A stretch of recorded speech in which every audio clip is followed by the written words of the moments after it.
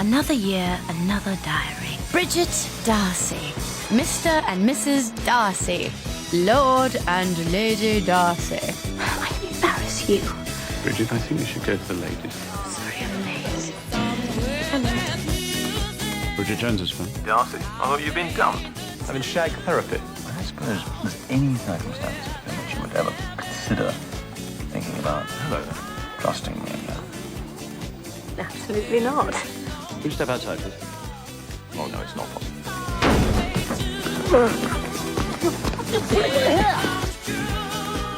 You look gorgeous. Thank you. Oh, God, I hope you're wearing those giant panties.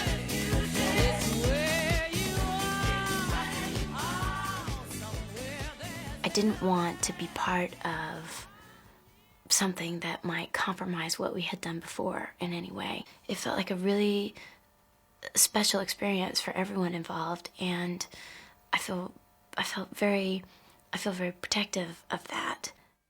When we got together and started to discuss the potential of going ahead with this project, we got kind of excited to discover where she might go next. It isn't something that you see very often, actually. Sequels are usually repeats of what you've done before to some degree. And this is a new chapter. Yeah! Are you digging on me? Yeah! I'm digging on you now, baby, yeah! Do you want a little bit of my love? I mean, I remember Hugh saying it was like the idea of doing a sequel might be like putting on a pair of wet swimming trunks. Well, I wonder...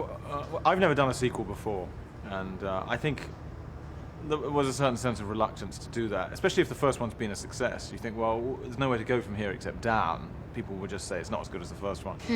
Major dilemma. If actually do by some terrible chance end up in Flagrante, surely these would be most attractive at crucial moment.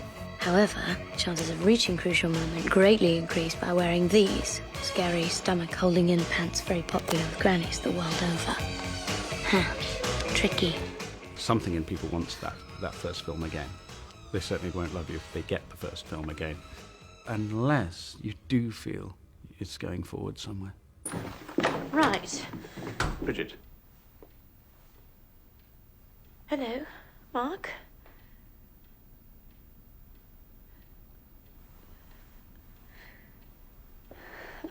Hello, lawyers who work with Mark.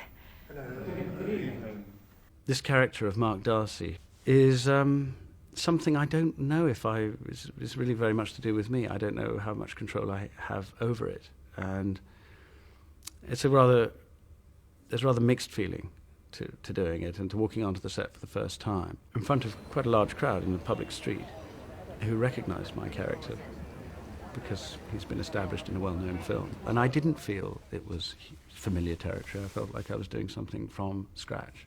That's the interesting thing about this second film, and that's where I thought that the biggest challenge would lie, was in discovering as we went along how she might have grown and how to implement that in the character now.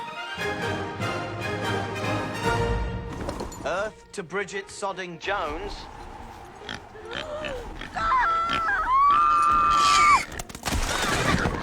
Yeah, it was an interesting day. I was actually really looking forward to it. If I was really looking forward to it. It was just a day out in the English countryside in the pen. It was a lot more active than I had expected it to be in the pen. They're very social animals. You're live. Well, this is Bridget Jones for Sit Up Britain, reporting to you from a big vat of excrement. There was a wonderful moment earlier where we were in between takes, and I said, well, you can get up now. She said, oh, just stay where I am. And she's like literally lying in the pig pen. Yeah, they were a little fruity. I was very surprised. I have my suspicions that we wrapped just in time. I thought that you were in America. Well, yes, I was, but I realised I'd forgotten something back home. Which was? Well, I realised I'd forgotten to kiss you goodbye, do you mind? Not really, no. When we left Bridget and Mark last time, it was a new love, a new relationship that they were entering into, and it was in that sort of fantasy phase that you have. Mark Darcy is perfect. He is a miracle, really. As they mature in their relationship, I think they both come to learn that love isn't necessarily about making that person match your ideal, but about allowing them to be who they are and loving them for it, not in spite of it. Yeah. Do you want a little bit of my love? Yeah. He really is very, very, very nice.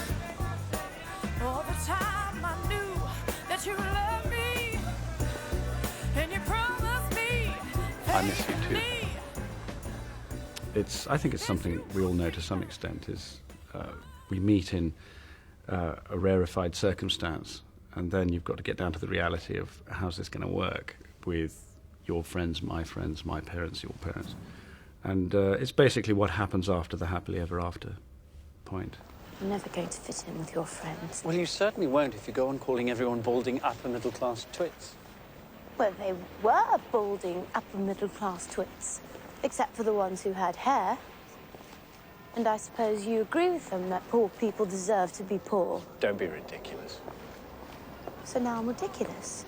Well, yes, tonight you were a little. Well, tonight you were an arrogant ass.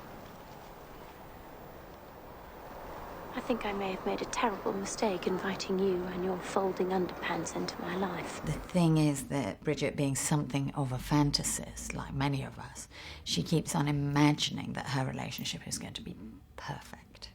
And it's her striving to be perfect that brings her into conflict, to a degree, with Colin's life. And it's also her own insecurities, which are very well recorded from the first movie, that also lead to a number of humorous but also quite touching debacles where she keeps on getting the wrong end of the stick. If you have a message for Mark Darcy, please speak after the tone. Hello, it's me.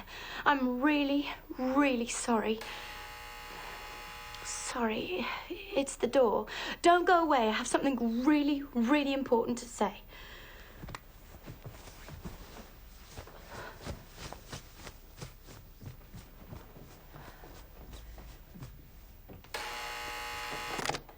Yes, who is it? It's me, Mark. Oh, right. Just a moment. I'm on the phone. I think Mark admires her almost complete inability to masquerade, her failure to operate with any sort of guile whatsoever. And I think she's bright. I think that's clear. Even the way she digs herself out of situations, however disastrous it is, however many times she says one thing or 10 things too many, there's a wit and a self-mockery that is charming.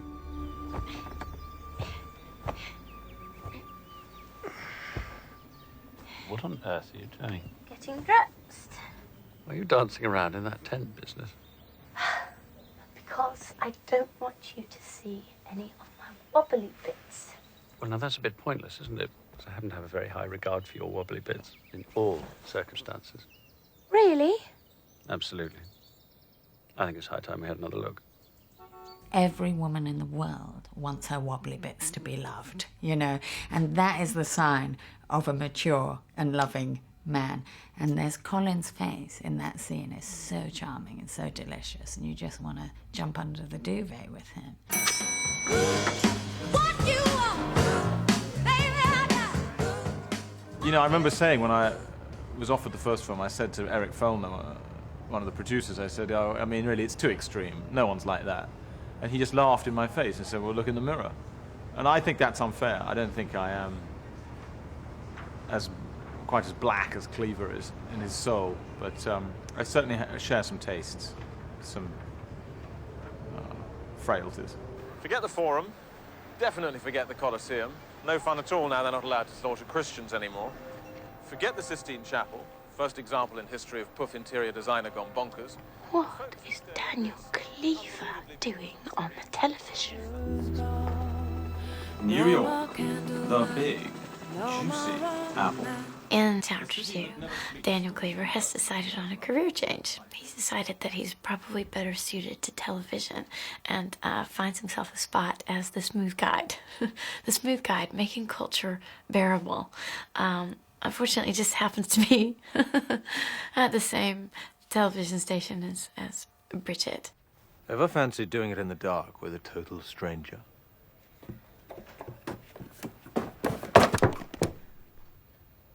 No, all right then. Perhaps not a total stranger. Back off, Cleaver, or I'll report you to a sexual harassment tribunal. I'm a serious journalist. Is that your most serious skirt, Jones? Oh. Do you like it? The relationship between Bridget and Daniel is like the relationship, between women and chocolate. You know it's not great for you, but you gotta have it. And I think the thing is, it gives you some joy. Then you get on the scales next morning and you're in utter misery. Daniel Cleaver, bar of chocolate. It's really, really simple. And we all want him on that basis. Thought you hated television. I hate watching television. Being on it is an entirely different proposition. Oh, Daniel, the Madrid piece was outstanding, full of insights, really original. Oh, cheers, Jeremy. Thanks, mate. Yeah, I really appreciate that. That's worked really hard on that one. Yeah. Tosser. Talking of which, how is Mark Darcy? The funny thing is Hugh and I have only ever really worked together in order to fight. All right, Cleaver, outside. I'm sorry? I mean, on the first film, we have very little together, except the fight. Here we are again, doing absolutely nothing except fighting again. Would you step outside, please? Oh, no, it's not possible. The language about each other, from day one to the end, I mean, they absolutely diss each other about their sexual prowess, about their acting ability, about their intelligence, about their bodies. Are you going to step outside, or am I going to have to drag you? You're going to have to drag me.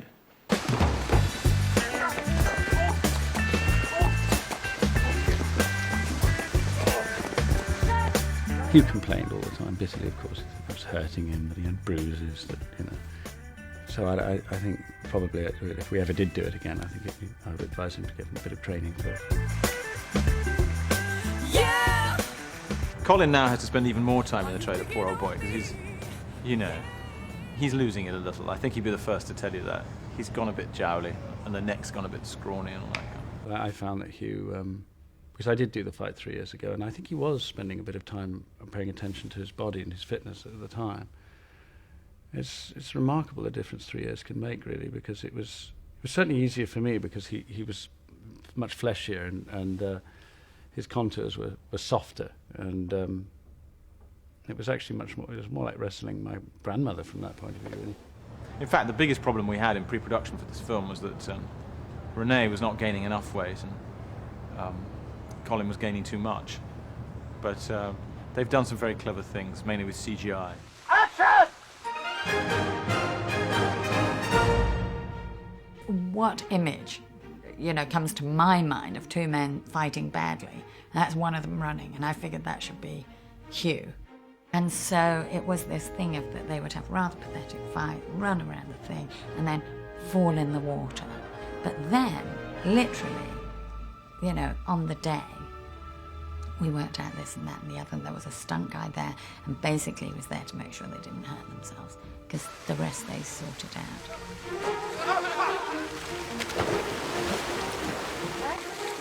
Speed camera! Well, that's how we did the first fight. And it's the whole key to trying to make it funny is to keep the stunt coordinator off the set. Because they're always wanting to say, now here, what you do is you give him a right hook, and Colin, you sell it.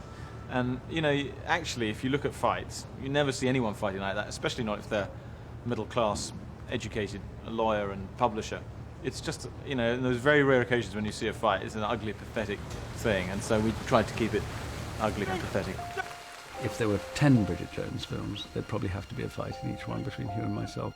I don't think that can be seen as as a rerun of something that happened before. I think that is just a perennial ritual between these two guys, that they will fight until they're 103 years old.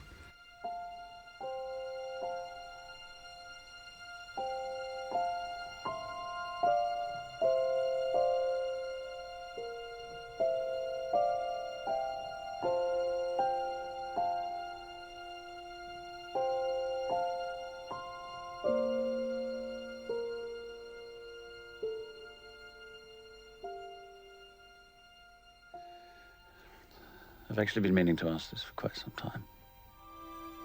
Would you like to go on a skiing mini break?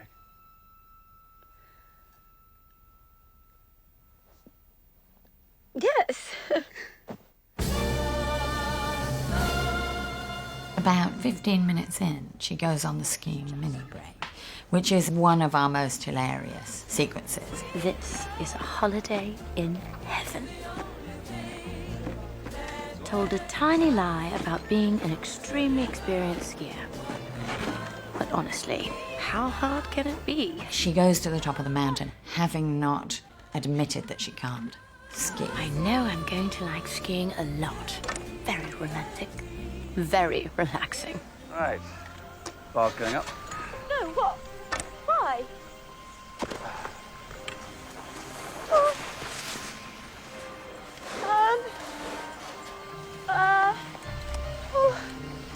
God.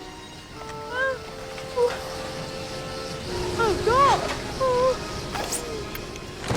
Yes, the mini break. The mini break. The fabulous mini break ski trip with Mark Darcy. I can actually ski at very great speed on a fairly advanced slope as long as I'm on my arse. Yeah, it's, I'm looking forward to that, actually. I think it'd be really interesting to see what she gets up to.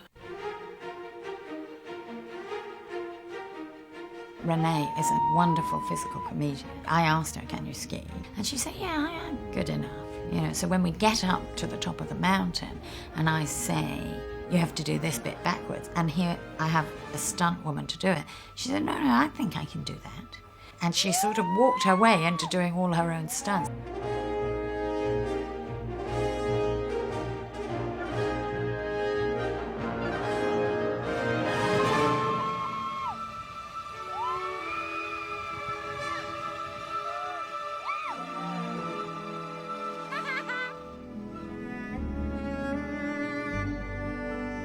Suddenly, in the second half of the movie, an opportunity arises to go to Thailand, and the whole movie does a flip.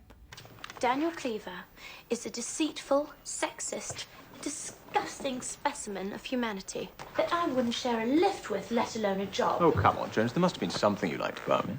The TV station decides that it'd be good to get them together, and Bridget, of course, is very reluctant to do that, because for her, Daniel Cleaver is kind of nemesis, and someone who let her down and who she disapproves of. But she acquiesces in the end, and that we come to Thailand to do a joint travel program.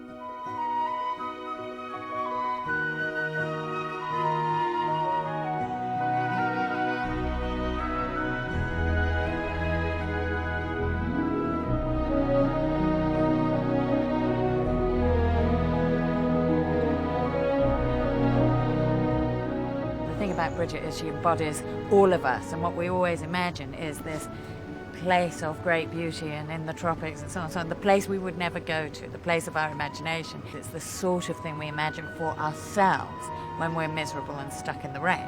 Oh, I like the grey skies of London. I'm from Los Angeles, 80 and sunny every day, you know? I love a little mercurial weather. It's exciting to me.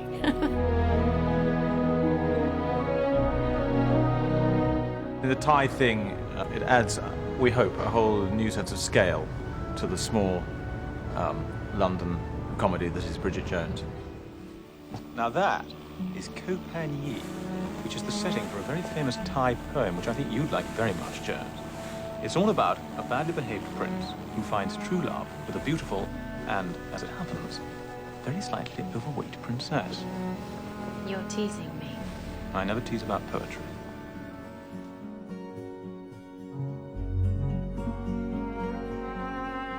It's very rare to have, you know, women who are at the top of their game who are both touching and have this incredible internal comic timing. Because, of course, when I first met her, she was this other person, and she gradually transformed as she put on the weight, as she found her English, as she found a sort of a centre of Bridget. She transformed into this other creature, which did not leave. It's such a tough thing she took on, being Bridget at all in the first place. To bring it off was a massive triumph of talent and of incredible willpower as well, because the first shoot, she was very doughty and never complained, never sort of moaned. She's still like that, even because she's a much bigger star now than she was making the first one, and she's equally down-to-earth and fabulous. She's hilarious in the role. And very sweet and huggable all the time. You know, it's this is, in fact, I think, the first thing that convinced me that doing a sequel was going to be okay, and that there was going to be an appetite for more of this was watching her. Scenes which, perhaps on the page, look rather ordinary, suddenly come to life either as poignant and moving or as very funny when I see them performed. So I think the biggest case for doing it again is actually seeing how it has been done. It was a new kind of challenge to watch her enter the next phase of her life, so to speak, and maintain her essence, but become a little bit wiser.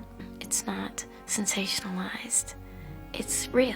It's about the realities of falling in love with somebody and recognizing that that simplicity is all there is, and that that's good enough. New. It was new. I like that. People always talk about all the things they're wrong about. Write it on a piece of paper. Got a feeling I'll see you later. There's something about this. Let's keep it moving. And if it's good, let's just get something cooking.